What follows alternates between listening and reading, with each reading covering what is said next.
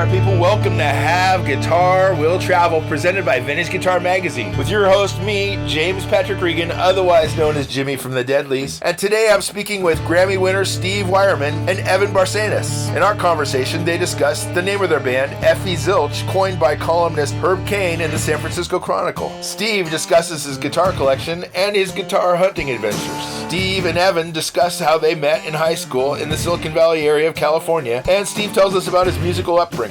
Steve and Evan tell us how they have contributed to albums by Richard Ashcroft from the Verve, whom Steve tours with, and Miko Marks, who they both tour with, and in support of bands like Little Feat and Tedeschi Trucks Band. Steve tells us about his disdain for acoustic pickups and DIs and the gear he uses with Richard Ashcroft, as well as the project with Evan. The two discuss the venues they're playing, although they prefer to record at this point. Steve will be playing with Richard Ashcroft in support of Oasis this summer. They tell us about their record label, Red Tone Records, which is a nonprofit, and the two describe the players and gear on their new album, Multitudes.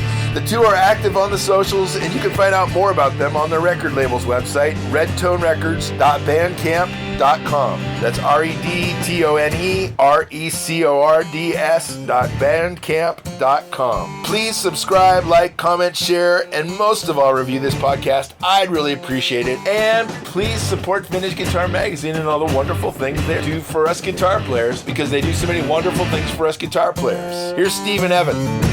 How's it going? Oh, great, Steve. How are you? Good. Thanks for having me. Of course. Where are you guys at? East Palo Alto in our studio. Okay. Yeah, California. Oh, nice. Mm-hmm. So not far. Exactly. We should be doing this in person. Yeah, we totally could. That's my way, my preference. So the name of the band, what's the name of the band? Effie Zilch is one of, yeah. And how'd you come up with that name? That is Herb Cain from the San Francisco Chronicle reference. Oh, is it really? Yeah, it's kind of like a mystical figure. He would write kind of these tall tales in his imagination for. That was kind of like to sort of draw the artists towards and the weirdos towards San Francisco. So we kind of found that little paragraph and kind of took the name. And aren't you too young to know who Herb Cain is? I am not. I'm in my 40s at least. Okay. All right. You're still a kid. Yeah, thank you. That album is wonderful. It's fantastic. Thank you. I loved hearing it. So in the video for one of the songs, I saw a Silvertone guitar. Is that one of your guitars, or is that just? That's a friend's guitar, but I do have quite a few. I've been kind of collecting quite a few vintage ones over the Silvertones specifically. Not specifically, no. But I do have one of the old Silvertone baritone. Yeah. Guitars from the 50s and a couple of Silvertone amps and stuff. Okay. Where do you go Where do you go when you're looking for stuff like that? All over the place. I'd kind of keep an eye out whenever we'd be on tour, through the shops, especially a long time ago when you could easily find steals kind of, all over America and stuff. That's kind of. And you've done a lot of touring? Yeah. Since I was about 20, I think around 23 or something, I started and did like 10 years, sort of pretty heavy, and then moved to LA to do studio work for another, still doing that, but living back in the Bay Area, but doing the commute. How long have you and Evan been collaborating? We went to high school together. Oh, did you really? So quite a while. So yeah, and then she sang in like we had like high school rock and roll bands and stuff. Sure. And then she went off to LA for a bit, and I went on tour. And she is here. Yeah, I know that. I don't know how to set up any of this stuff. So he's a technology troglodyte when it comes to all things. So I had set up his Zoom for him. That's fine. But hey, here I am. I'm way older than you guys, and believe me, the learning curve for me was tough. Well, at least you learned. You just straight up refuses. We barely can communicate on telephone. And so, where'd you guys go to high school? She went to Menlo, which is in Menlo Park, and then I went to MA, Menlo Atherton, and also in Menlo Park. Yeah. All right, Silicon Valley, the heart of Silicon Valley. Yeah. Sort of before it was thought like that. both of our parents grew up in the area. Okay. So we're like a rare breed of local. And my grandparents and your too, grandparents, yeah. And well, my So Wow. And what do you guys? How do you guys feel about what it's turned into? Because I don't like it one bit. That's a rant waiting to happen that will spare you. You guys play at the Guild Theater a lot? Every now and again, yeah. We just played there on Friday. last Friday, yeah. Yeah. So when you guys tour, like, what does a tour look like? Well, we haven't toured much with this particular group. We did it backing up Miko Marks, who's also on Red Tone Records, which we're on. Yeah. And I produced her record too. Okay. And so we were on with Little Feat for a while, like kind of opening. Wow. And, not bad. And some Derek Trucks shows and stuff. Yeah, too. that's great. Fantastic.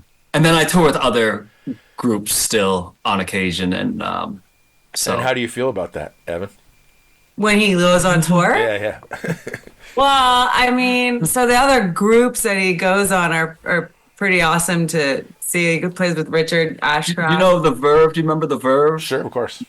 So I've been playing with the lead singer for his solo projects for I guess almost maybe 15 years or something like that. Okay. And do his records with him, and then Ev sometimes does. He just changed your name. Yeah, exactly. Yeah. So she does like some of the backgrounds on the records and stuff. So, Okay. So Right. So I feel happy for him when he gets to play like that. Yeah, yeah. Right? When we go on the road, we don't have a lot of the accoutrement, so it's nice when you get to tour on that. yeah, it's level. great not to lug my own Marshall Are you playing through Marshalls? for him with him. Yeah, Okay. the old school way, two Marshalls and 60s SG and one of those old 12-string Fender. I don't know what the hockey stick we call it. Yeah, of course. And The Fender yeah. 12. yeah, and get to use his like 62 Strat or something. Wow. So Fantastic. it's quite nice. I do enjoy that. How often do you get told to turn down with the Marshalls? He tells me to turn it up. Actually, Really? it was He his does. idea. Yeah, He yeah. does, but what about the sound guys? Oh, but luckily it's our sound guys, and they've been with us about even longer than I've been in there, so they're used to it. Okay. And when Yeah. you're playing with Ev, I am not using two Marshalls, but I have a 50s normal one's a 57 Pro, the Tweed, sure.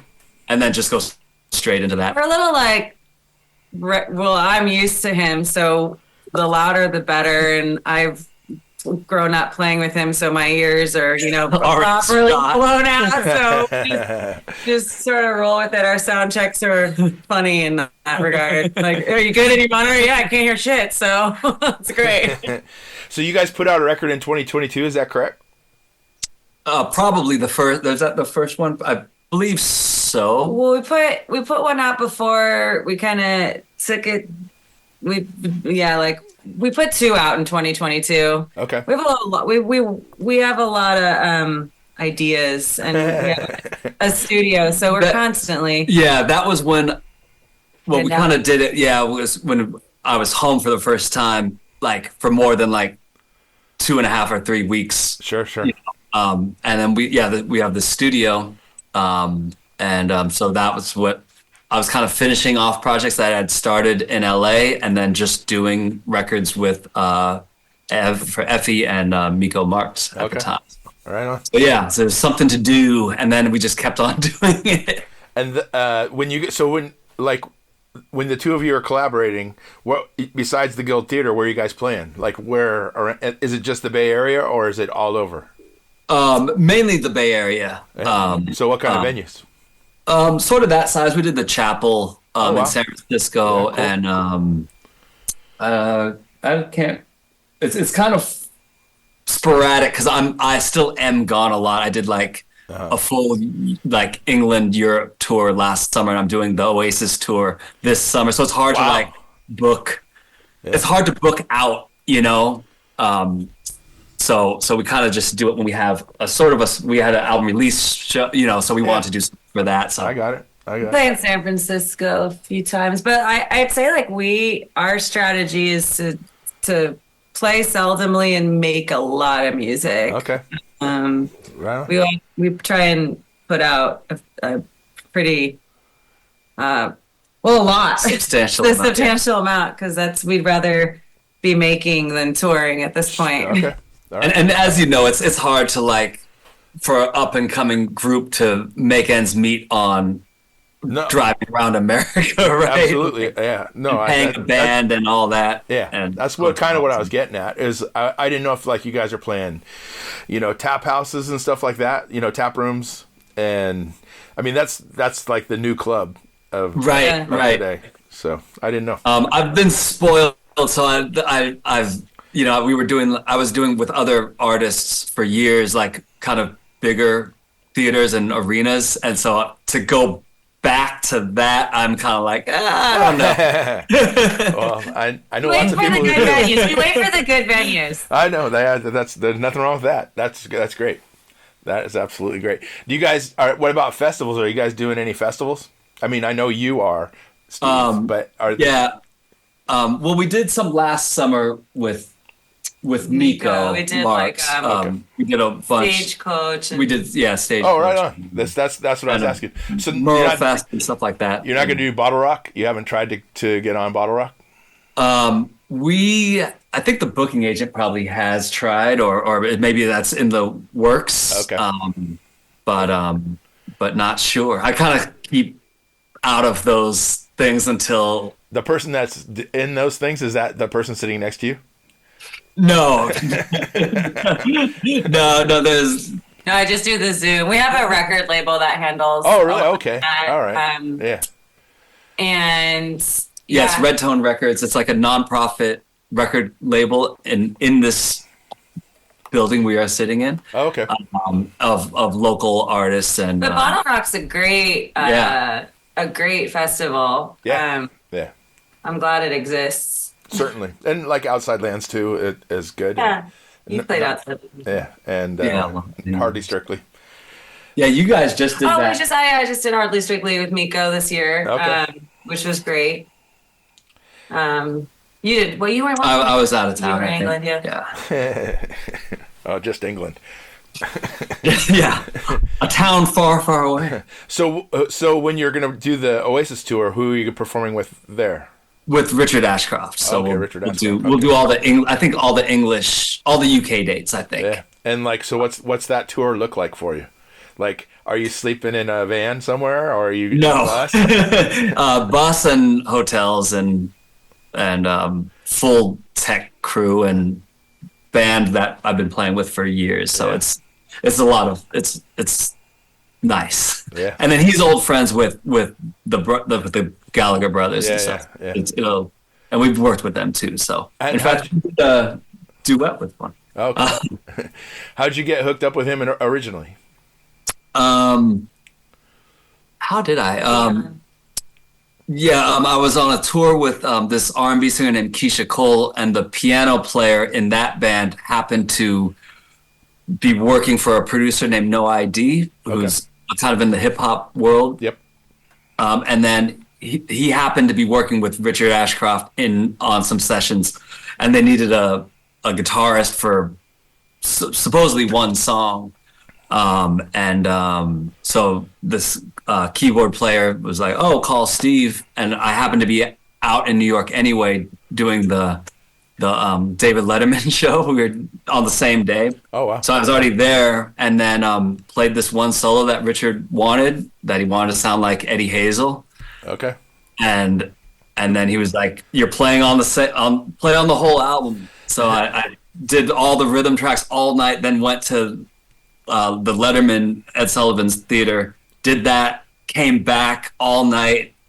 Wow. And finished the rest of the rhythm tracks. Then we kind of did all the sweetening in LA and then London. So it wasn't like done in 2 or 3 days, but it was like a whirlwind. Yeah. And then I just stayed kind of with him whenever he wanted to record or tour or so. Right on.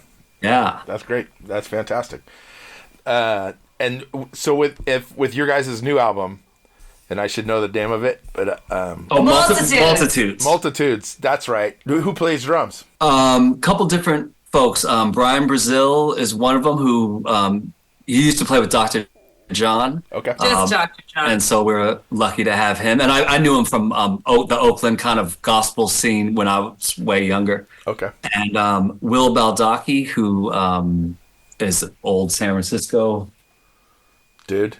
And John Wood from Nashville did a few of the tunes. So we kind of, just depending who was around and available, and you know, kind of just the room you're in. That's the studio you work in normally. That is, yeah. When you're producing and stuff like that. Yeah, it's kind of funky and, you know, not up to the industry standard, but you gain a lot of, you know, organic kind of. I always think of it sort of how like some of those like independent soul record labels in like the 60s and early 70s, where it might be in the back of a record shop or something. Yeah. Not the greatest acoustics, but like a good vibe. Sure. I mean, I live right down the street from it. It's open. I have the key, so it's you have a good idea. Important. Yeah, and there's no noise problems, and I got a bunch of my amps and guitars around, and we have. You see the B3, and there's another B3 over there, and piano and all this stuff. So it's very, very convenient and kind of a second home. Yeah, that's fantastic. And then we finish it off in LA. I'll take it to, like, we were using United recording a lot, or in East West to kind of finish off and mix down there. And mix with engineers who know what the hell they're doing instead of me. Yeah, if you're having trouble with the Zoom, then how do you manage Pro Tools? That he can do. That is not a truck. That I had to learn. Yeah. That was probably more of an economic decision of not having to hire someone every time I wanted to try. Yeah, exactly. Did you spend any time at Expression in Emeryville? No. Is that a school or a studio? That was a digital arts school in Emeryville, next to Nady, right next door to Nady. Oh, okay. No, I mean, I think I've heard the name, but like everybody that I know that learned Pro Tools learned there. I just learned the very basic, you know. I think they're way beyond basic. So, yeah. But and I started asking, like, because I was doing, or I still do sessions in LA, but for a good 6 years, it was like 6 days a week, 12 hours a day. Wow. And so same engineers, so you could start asking them how they're doing stuff. How do I crossfade? You're pretty fluent, I would say, these days. Pretty fast on all your little keyboards. The bird. When you grew up, when you were growing up, how did you learn on piano? Did you learn on guitar first? What was your first instrument? Learned on guitar first, actually. I had an older brother, 4 years older, who wanted to play guitar. And so I was like, my parents were like, "Oh, you're too young for lessons," or whatever. I was about 8. And so, but he'd leave his guitar outside, he showed me how to play an E chord, I think, and a D, you know. Yeah.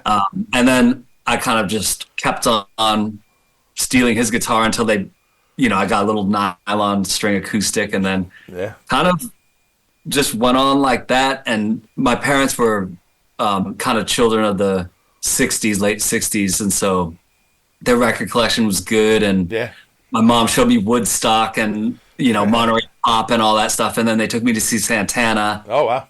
And because I really liked that Santana performance in Woodstock. Oh, yeah, of course. And so he's playing. And so they took me to Shoreline Amphitheater in 1990 or 89, something like that. I was pretty young. Yeah, I worked there then. Really? Yes, I was a stagehand. I was probably working that show. You could have been a little like 9-year-old kid or whatever.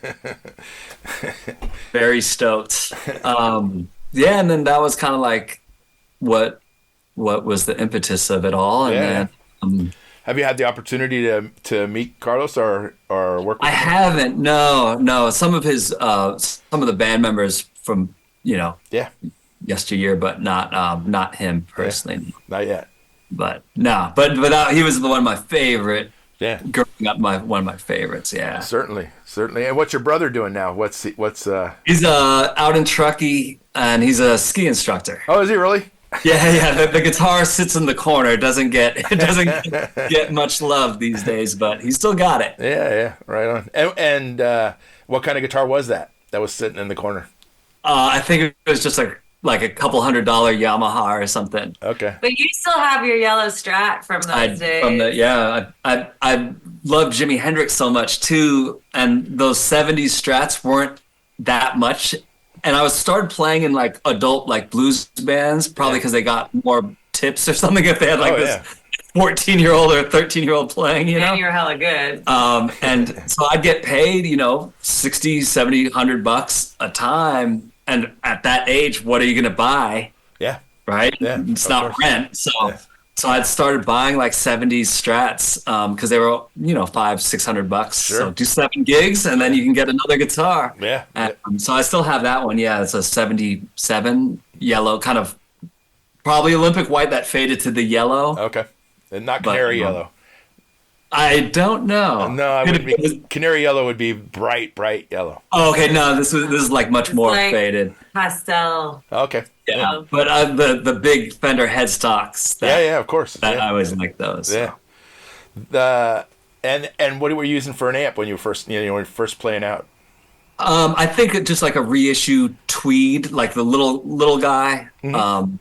And then I think I got a '60s Twin when I was like started gigging more for real. Another loud amp. Yes. yeah. That one's heavy and loud. Yeah. And so, what's your amp collection look like right now? Producer. It's the other way. It's back there. But I got take a picture and then show. I do like the Tweeds. Okay. So I have like I think a 57 or 59, I can't remember, the little deluxe one. Sure. Yep. And got a couple silver tones and a Dan Electro, this kind of suitcase one that folds out with 8 speakers or whatever. Yeah. Got the old orange and 2 AC30s. Wow. And what else is over there? Little Gibson guy, GA something. It's like the brown and kind of dark brown and grill. There's a lot of GAs. There's a lot of numbers that come after that. There's like 5, 7, 9. There's. I'm like not for all the crap I own. I don't know. I'm not like remember the models and all that. When you're recording, like your guys' stuff, are you using live amps? Or are you using? Oh yeah. Okay, right on. Yeah. I refuse to do whatever. What are those things called? Kempers or whatever? Yeah. I've shut that down. He doesn't even let us do DI when we play live. Like like acoustics and still bring mics. Oh really? People hate me. Yeah. They're like looks from the sound guys that we get. I did that for a long time, but that's you're gonna piss off a lot of sound guys. Yeah, we sure have. Luckily, we don't play it that often. That's probably why. And what are you using for acoustics? You're using a '60s Texan and a J50. Wow. And then I was lucky enough to find a sort of not all original, but a 41 triple O Martin. Wow.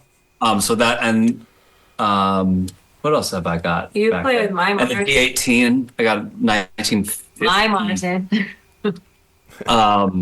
And for the Miko Marks tours, we were mainly like with Little Feat stuff. We were mainly doing, or all completely, we were doing just due to me and Ev playing acoustics and miking them, and then Miko was singing. Wow. So I actually did buy a couple to have backups and that's I think crazy. a 00 1950 something, that little brown one, the parlor one, and got a D40. What's the Martin that's like it looks like the Neil Young one with like the Midlane. It's like the D40. There's one that's really expensive and one that's not as expensive. It's the not as expensive one. D45 or D45 is the most expensive. So the other one that kind of looks like that with the mother of pearl inlays and stuff. That could be like a D41. That's it. Yeah. I think, yeah. And so when you're playing with Miko, what venues are those that you're playing? Those ones were mainly like Fox theaters and the Orpheum and stuff. Yeah, those kind of like old movie like the old movie theaters, like Thousand Cap stuff. Yeah, some around there. Yeah. And so you were forcing sound guys to mic you up with acoustic guitars. I mean, we did buy them drinks. Yeah, we became friends with them. Those sound guys we love. And luckily, it was the same two guys every night for 2 years. Okay, all right. So yeah. We won them over. But they did finally make us go in here. No, they didn't. At the end, no? Mm. They made me try it. You tried it and I didn't like it. Wow. Yeah. So you guys are using monitors, like floor monitors? Yeah, very low on stage, just like under the feedback. Was the volume in the mains, was that low as well? Like it did seem like it. Okay. Wow. But yeah, we're kind of playing off of the house sound almost, you know? Yeah, of course. Like, of course. But I kind of like that, especially like you could lean in or play, lean in on a solo or kind of dip back if it's, and where with a DI guitar, you kind of stuck there. Oh yeah. No, I mean, we could go into the DIs all day long. I don't care for them. The K&K is the only one I really like, but it's still not an acoustic sound. You just have to get the best sound you can from the mic that's on the guitar, and it doesn't sound like an acoustic. It's right. Similar, but it's not the thing. Somewhere in between. Yeah, it's not the thing. So I just play off of his elbow. That's the only thing that matters. They're just some certain nights, you really couldn't hear anything. Yeah. Literally just watching his downstroke. Very good. So the album is it out or is coming out? It came out in December. Okay. I think first week of December or something like that. Is it doing well?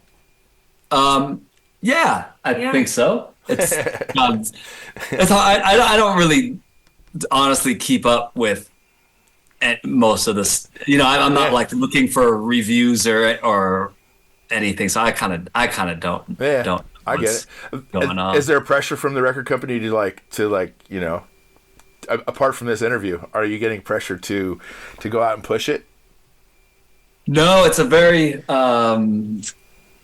very artist friendly record label, and then I'm like the sort of the in-house producer for a lot of the other projects. So it's in a way, I am also the label kind of. So no, it's more like when I'd say that our record label, all of us are mature artists, if you will, where we're not spring chickens, and we all continue to do music for the sake of doing music. That's the main thing. And so I think there's a holistic music centric feeling to it. Make the music as good as possible and then put it out into the world and see what comes back and get on to the next thing, right? Yeah. But if it takes off, then and you guys have to tour, what's going to happen there? Then we'll figure that by a day. that out. That's sort of what happened with the Miko Marks project too. Is all of a sudden there was a booking agent and these offers and I was like, well, here we go. What are we gonna do? Yeah. So you're going on tour with Oasis soon. Yeah. And what are you doing, June or July? I have some. Well, we are almost finished with another album, okay. So I have some. I have a good 3 months of work on the back end of that, and kind of creating all of the visual elements that go with an album release. And I have a secret project in my head that I'm about to embark on. It's scaring me, but must do it. So he'll go out for the summer. I have enough to keep myself busy. I'm always writing. So, and there's talk of another theater play because we did a Sam Shepard play at the Magic Theater in last October, and I think we might do something else. Wow. Yeah, it's in the talk, and it's in the works. Yeah. So when you do a play, like you guys created the music. Yeah, and she acted in it. Okay. And sang also, and then I did. I was the one man, sort of. I just played a baritone guitar through a space echo, and stuff. So it was an interesting experience. So I think we might do another. And how did that get going? I mean, how did that come about? A dream. Well, a film producer or a film director who we met, who we ended up doing the soundtrack for his upcoming film called "Booze a Good Thing." He was directing this play for was it the 40th anniversary of the play of Tongues by Sam Shepard. Of Sam Shepard show, of which he performed there. So we were doing like the anniversary show. Okay, all right. So it just happened to line up, and I thought that was interesting. I hadn't really done anything like that before. Sure. So. Yeah, that's fantastic. And what's your guitar collection look like now? You have the Fathead Strats. What else? I have 4 or 5 of those. I got the SG. I got wonder if we could tilt.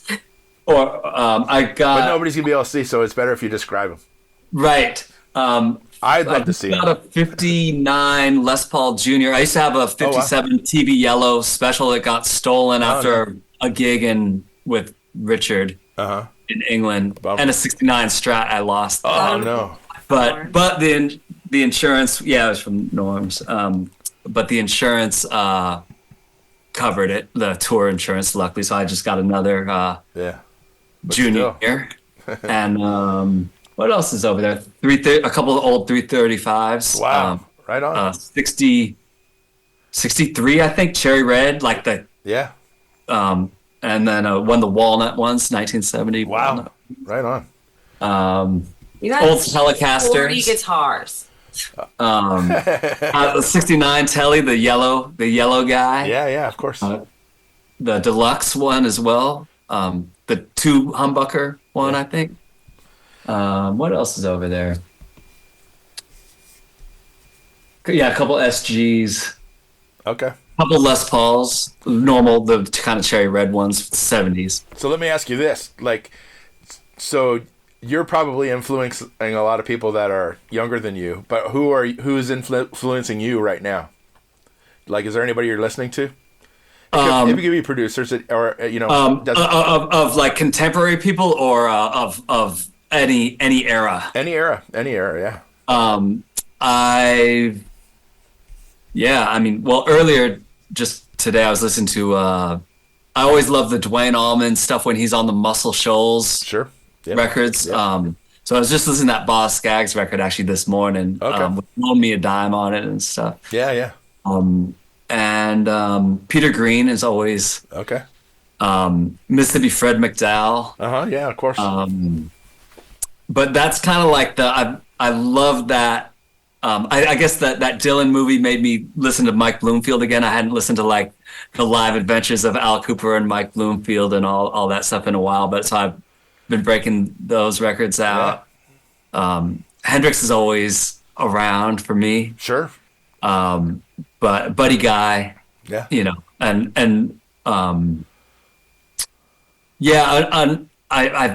I'm pretty ignorant of like the contemporary people. I know Derek Trucks and stuff, but I do love that, just the golden era of the guitar slingers, so of course.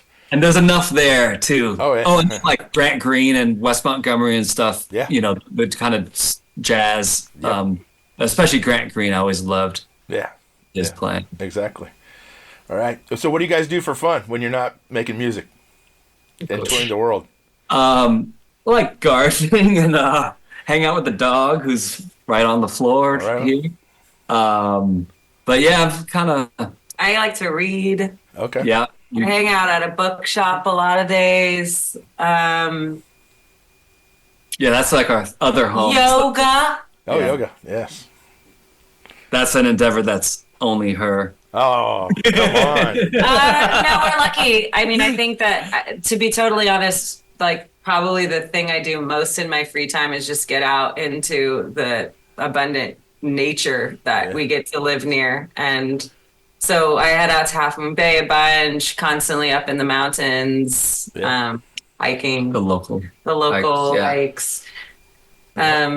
Discovering sort of the preserved and really charming elements of the Bay Area that it still has to offer. Like we were just out in Niles. Sure. Just like really trying to stay connected to the region and what's happening around here. So Niles used to have the most infamous bar in the Bay Area. Really? Niles Station. It was that everybody played Niles Station. Everybody. Wow. This is in the 70s or? Huey Lewis. Huey Lewis the local legend. They were a great blues band. I know. The early days, right? You know, wait, is the building still there, do you think? I think it's still there, yeah. Is it still a bar? I don't think it's a bar anymore. Okay. Yeah. Because we went to that bar. I don't remember the name of it. But yeah. Well, that'll be a piece of history to check the next time. And we did like the beat, kind of North Beach thing like a while last ago. week. Oh, yeah. We played live on Channel 4 or something. Really? Then afterwards went to Vesuvio's and City Lights. And did that moment. Did the tourists in our own town. Yeah. Well, we have that luxury. Yeah. Well, it's been wonderful talking to you guys. I appreciate your time. What posters do you got hanging out behind you? I got. You got to see Elvis. That's Elvis. This shows I played, you know. Oh, nice. Cool. And I don't know what else is. There's Dwight Yoakam, and I play at Six Flags a lot, so that. But I don't know if I don't know if you can see. And there's stuff over there too. Yeah. Nice. You got sort of in the Fillmore kind of lineage there. You got like Janice's or Jimmy's pink bow up on their rafters up there. What do I have? I don't see that. What you're pointing out? Oh no, I play at amusement parks. My band plays at amusement park all the time. Yeah. And so I have stupid amusement park hats. Great. Awesome. On Janice and Yeah. Well, not quite so much that as it is like banana splits kind of stuff. Nice. Yeah, this is great. Thanks. I look forward to seeing you guys play somewhere. Yeah, we'll keep you posted. Yeah, we'll let you know. Keep me posted. The next Guild or Bottle Rock or something. Or come to the Blue Note. That's a nice venue by you. Yeah. Yeah. Are you guys playing the Blue Note or no? No, but I know some of the booking people there, so maybe. Yeah, cool. You guys should. You'd be perfect for it. Like, Thank you. I mean, like you would literally be perfect for the Blue Note. Oh, well, that's Great. Sounds fantastic. Great excuse to go out to the beautiful wine country. Yeah, exactly. All right. Well, thanks, guys. Thank you so much. And it's great meeting you.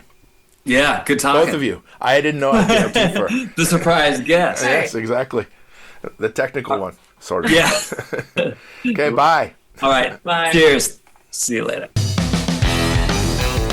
Thanks for listening to Have Guitar Will Travel. You can catch up on all the things I'm doing at thedeadlies.com. And I'm on all the social media platforms as well. And please support Vintage Guitar and all the wonderful things they do, because they do many, many wonderful things for us guitar players. Thanks. Please subscribe. Please tell a friend. And I'll see you guys next week. Bye, guys.